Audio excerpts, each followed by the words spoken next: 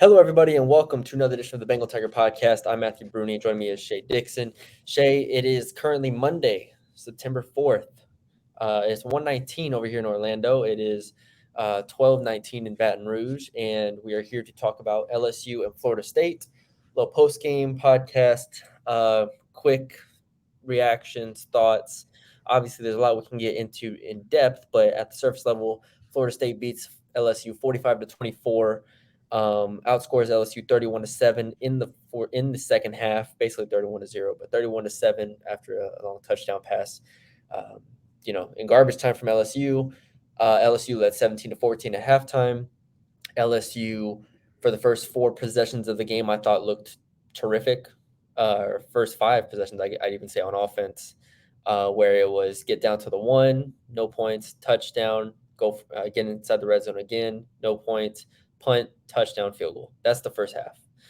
So yeah, they start off the game great. Second half, fall apart, and I think that's kind of a basic synopsis of this game. Where do you want to take us? Where do you want to start? Yeah, I think two things stood out to me a number of things stood out that I didn't expect, but from a very macro level, coaching left a lot to be desired in this one. And Brian Kelly said that from the start, but you thought that they would go into this one and close the gap. They overachieved a year ago, yes. They lost this game by a point a year ago, yes. Both these teams were top 10 teams. Florida State looked like a top 5 team. LSU looked far from it. And with so much returning and guys out of the portal, I thought that they would be closing the gap. Now, there's execution, but there's coaching. How you go into halftime with a 17-14 lead, which should have been more because they got down, as you noted. They went 5 of 6 trips on offense in the first half. 5 went to the red zone. Twice they left with no points because they decided to go for it on fourth down. Now, slice it how you want, Matty B. They very first drive, they made it to the 1. It was 4th and 1. They went for it. Okay, you wanted to get points. You maybe could have kicked a field goal there and then gone for it the next time. Well, they went both times. They didn't get either. And they also called pass plays or what weren't just run plays. It wasn't a QB sneak. None of that on fourth down. That was a bit odd. But to go into halftime, come out, and Florida State now has answers for you on offense to the tune of 31 points in a row. They literally couldn't stop them. And then defensively, LSU was able to do nothing on them. Not until the final minute when they hit that Brian Thomas deep ball and he makes a couple guys miss and they score. So coaching, like what halftime adjustments were made when Florida State clearly came out and dominated you on offense and defense. That was pretty disheartening if you're an LSU fan. I also, the other flip side or the other thing that I did not expect is LSU got bullied and it kind of looked like they quit. And a year ago, they weren't that great of a team, but they overachieved. And in large part because even when they were down in games, they didn't quit. And they were in some tight games against inferior opponents, even in Arkansas and Auburn, and they didn't quit. They battled it out. After about the second or third, about midway through the third quarter, it just looked like they quit. And Brian Kelly even said that in a way in his press conference. Those two things shocked me. How poorly coached they were tonight. Execution was bad in a lot of different regards. But then that they just didn't seem to have that fight in them. They got straight up bullied by Florida State. And to go off of that point, because I think that's a great point, we saw that on both sides of the ball. We saw that in different areas, not just the line of scrimmage, right? So the line of scrimmage is one thing because I thought Florida State's defensive line won a lot of reps, especially in the run game in particular, where LSU ends the game with, I believe it was 49 yards on 12 carries from its running backs, and 35 of those yards came off one play off Josh Williams when at the end of the second half. So really, if you want to take that away, that's 11 carries for 14 yards. they couldn't get a push up front. There was nothing there. Fabian Lovett and Brayton Fisk, I think, especially beat them up. And then you go past that, past line of scrimmage. Obviously, if you flip it, LSU's secondary is the biggest question coming into this year. It's the reason I picked Florida State to win. Keon Coleman and Johnny Wilson combined for 220 yards. Was it 12 receptions, 13 receptions? Keon Coleman has 3 touchdowns. They are not physically there from a defensive back perspective either. And that's another angle of getting bullied, where this is why we were so intent. We were hell bent on Denver Harris working out, because as much as, again, like Deuce Chestnut, good player, Cy Alexander, good players, like these are fine players, but there's a reason you need Denver Harris, because physically, this is what it looks like when Keon Coleman and Johnny Wilson, NFL receivers, go against non-NFL cornerbacks, non-5-star, non-4-star guys. Like it's a different animal. So that's where to expand on your point of the bullying, like it was up front, it was in the secondary. Like I didn't even think LSU's receivers were dominant in their routes that they were running. It's like it was just all around a really disheartening performance from LSU, because, like you said, this is two teams expected to be taking that jump forward. Well, Florida State took that jump with the transfers. LSU added a lot of transfers too, couldn't take that jump. And yeah, it's pretty disheartening if you're an LSU fan. Yeah, because I do hear a lot of people. And look, I think with DB in particular, we circled that, and I'm glad you brought up both those two things. We came into the season knowing this, that corner was the biggest worry on the team. Yes, they just went up against two future NFL receivers in Johnny Wilson and Keon Coleman. Here's the rough part that you're going to have to swallow here. Those aren't the only NFL receivers they're going to go up against this year. And you don't even have to be a future star NFL receiver to have success against a team like corners like they played tonight. They were overmatched completely. And when you're not doing any schematically to change that, it compounds the issue. And we knew that the corners were going to be a worry. That remains a question that needs solutions, because we didn't get any answers to anything positive in game one. The other was that, and we said it on the preview pod, they had to run the ball beyond Jaden. And because a year ago in this game, as you noted, they didn't run the ball very well. They ran it for about 30 yards, 30 something yards between three running backs. It was bad. They were worse this year. And essentially the right side of the line could get no push in the run game. Really, the run game never got anything going at all, regardless. And that's a worry, because they played musical chairs on the O-line last year for about a month and a half, finally settled in with everybody. The run game kind of got going, but it was a lingering issue for many, many games. Yeah. That's not going to stop now. Like, you just returned 5 starters on the O-line and you still couldn't get the run game going. Now, granted, FSU's D-line is very good and they are deep, but you've got to get something going, and they didn't. And that's very problematic. Yeah. I will also say this too.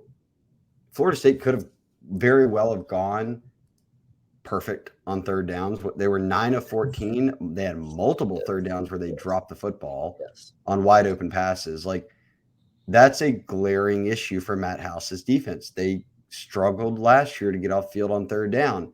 You come out of the gates this year, let's see how improved you are. Well, it's the exact same. And for me, it is just, I don't ever want to blow week one out of proportion. For sure. And I also don't want to overlook that FSU is, in my mind, one of the top 3 teams they'll play. Bama and A&M have very talented rosters. Yeah. FSU does as well. For sure. Those are 3 really tough teams. So when you got to face one of them out of the gates, it's going to be very hard for you. My issue becomes this.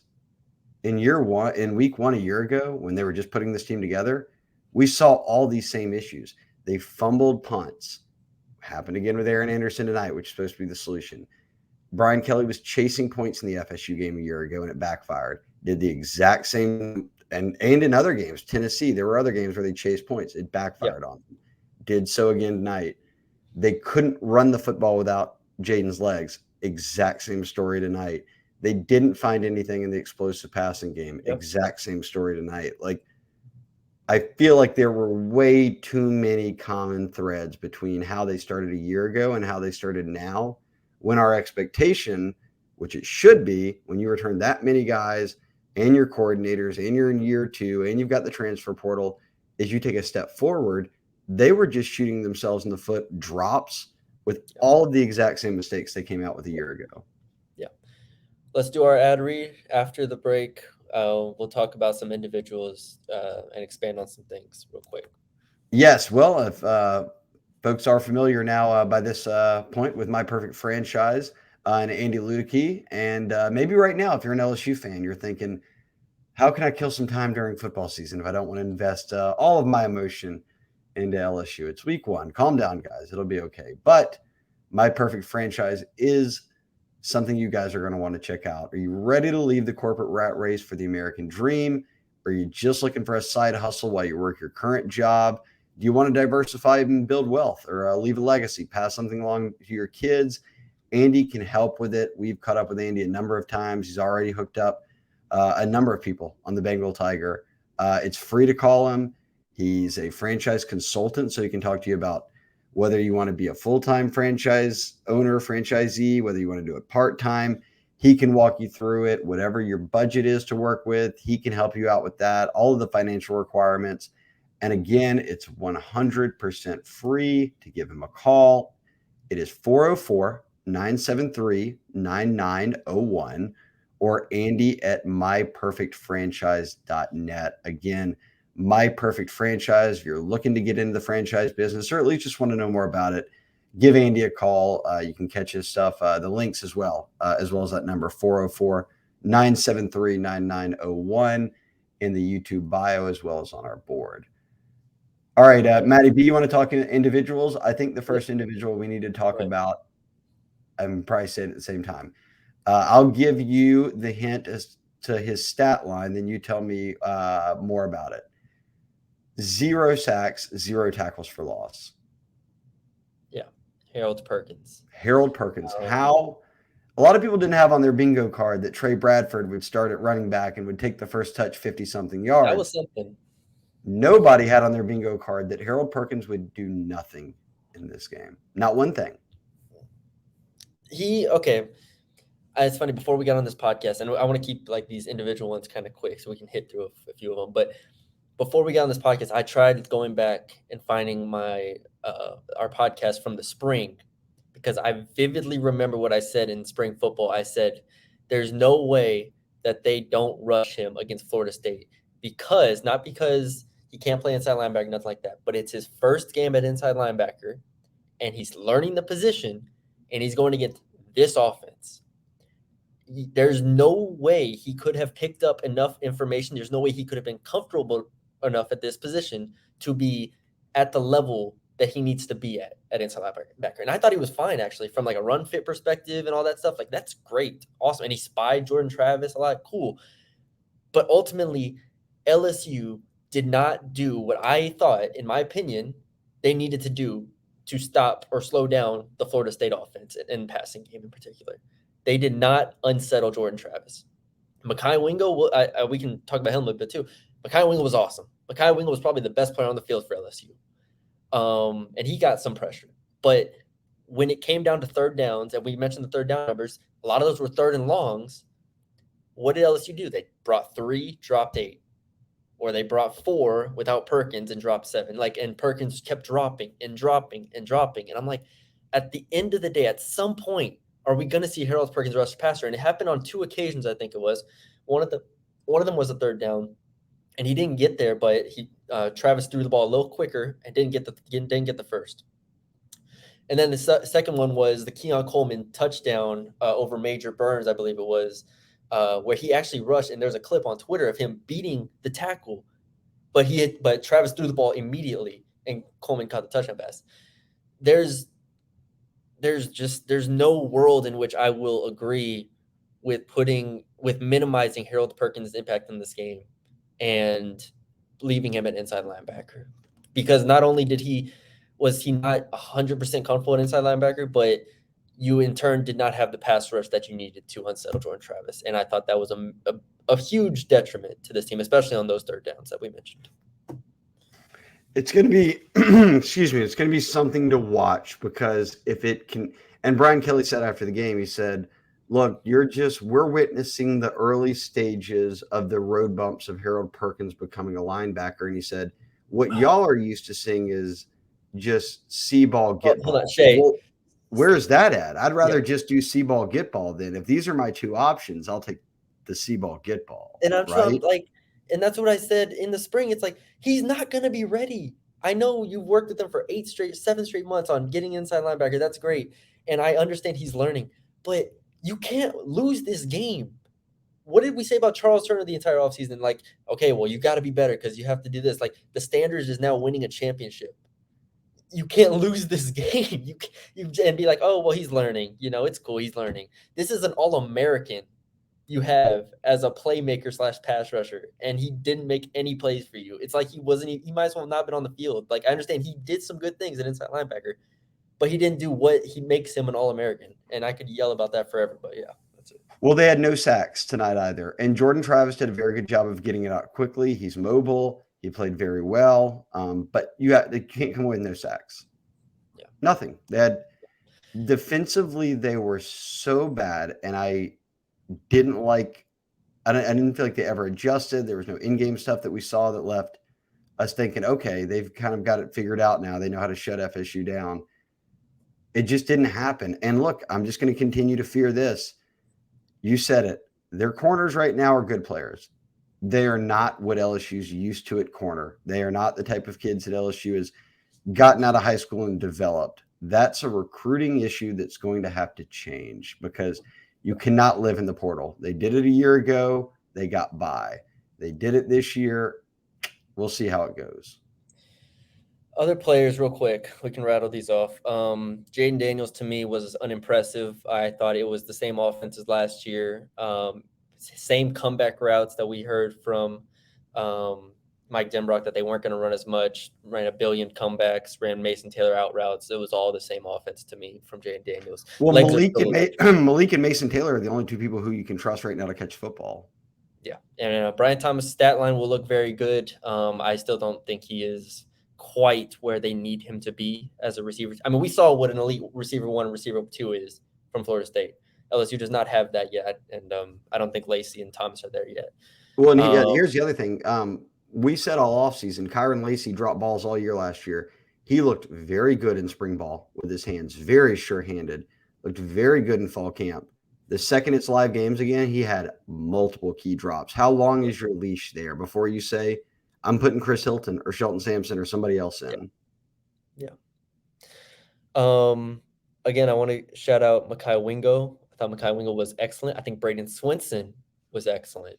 Give those two a lot of credit. The rest, it's just hard to really discern anybody else being really an impact player. I mean, Sage Ryan, I didn't think was very good. Sage Ryan and Deuce Chestnut kind of had similar problems, obviously, with their size, and that's what we knew going into the game. Jordan Jefferson made a few plays I thought was really impressive. Who else? Who else do you want to or do you want to talk about, good or bad? Oh, man. I mean, I don't want to go too much into quarterback. I think that there's like 50 other issues that they have to clean up. I'm very they went through the whole first half with no penalties. They looked good in the first half, man. They were crisp on offense. They had given up a couple plays, explosive stuff on D, but they got some stops. Greg Brooks made a great play that got Jordan Travis off schedule, and then he throws it right in Deuce Chestnut's chest, basically, right into his gut. They get the turnover. To unravel like they did in the second half that falls on coaching, that falls on the players. The lack of just enthusiasm and the will to battle back wasn't there. Yeah, because then they started getting ran on in the second half, and then they started, all the short things that weren't going for any yards in the first half started getting a little bit more productive, like those extra 3-4 yards that you fight for as they started getting those, and it was all over. Defensively they did well against the run, I guess, early on, but yeah, early on. The pass game was still I will say this though, because I do want us to remember one thing. FSU is a very good team. They will be one of the best teams LSU faces. So do not throw the baby out with the bathwater here on the season. Have some faith. And I will say that they lost this game a year ago, Matty B, and they were up against it with an even less talented roster at the time. And they rolled off 7 wins across the next 8 games, Tennessee being the only loss. Their schedule coming up now across these next 8 games before Bama. Grambling at State, Arkansas at Ole Miss, at Missouri versus Auburn versus Army. Those are winnable games. But some things are going to have to change in a hurry, or they are going to be in some tight battles with some of those teams that we presumed they would be significantly better than, and I'm talking the Auburns, Arkansas, and States of the world. Yeah. Well, there you go. There you have it. I thought this was good. 20 minutes. Get in, get out. Yeah. Thank y'all for joining us. We'll be back with a Monday mailbag. Oh shoot, it is Monday. Wow. Well, there you go. All right, we'll do mailbag at some point this week. We'll get the questions Monday, Tuesday Wednesday mailbag. mailbag. There Tuesday you go. recruiting All right. podcast. And Wednesday. a heads up to everyone, it's Labor Day, so Brian Kelly will meet with the media on Tuesday. Correct. Maybe we can just push everything back. That Wednesday recruiting podcast, all that stuff. We'll see. All right. Anyways, thank y'all for joining us. Leave us a like, comment, share, subscribe, all that good stuff. Thanks again. We'll see how LSU bounces back moving forward.